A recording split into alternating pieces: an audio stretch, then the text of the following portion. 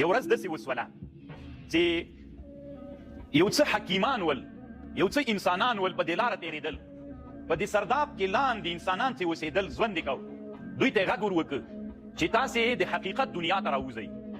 تاسې چې لاندې ژوند کوئ دا حقیقي دنیا نه ده. تاسې حقیقي دنیا ته راوځئ، لاندې په تاخانه کې ناست یئ، پاس راوځئ د الله د حکمتونو نه ځان خبر کوئ. نو دوی د خبره واورېدله چې له پاس نه راغلي خلک د تاخانې ته موږ دې ته دعوت کړلو چې تاسې پاس راوځئ، دا خو صرف مثالي دنیا کې یئ، حقیقي دنیا ته راوځئ. نو دلته د انسانان درې ډلې سول. یوه ډله داسې انسانان سول چې د دوی دا خبره یې ومنله چې رښتیا وایي تاسې راځئ ووځو او دا وګورو چې حقیقي دنیا شتون لري که نه لري. یوې ډلې ویلې چې نه، دا وابیان راغلي ول او موږ ته یې ویلې مازې مو د پلارو د نیکه که انسان باندې تقلید چې غالب شي که نه د پلارو د نیکه، هغه ورته ویلې دا دویمې ډلې وي. نه دا اصل کې موږ او تاسې د پلارو د نیکه له کاره باسي. د پلارو د نیکه پرمختګ مو دا و چې باید همدلته سوریو کې اوسېږو.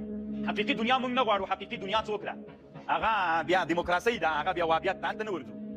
درېیمه ډله متردده وه. یو ور یې ویلې چې وځو حقیقي دنیا ته، بیا یې ویلې نه وځو حقیقي دنیا ته. په دې باندې دوی داسې مشوش ول.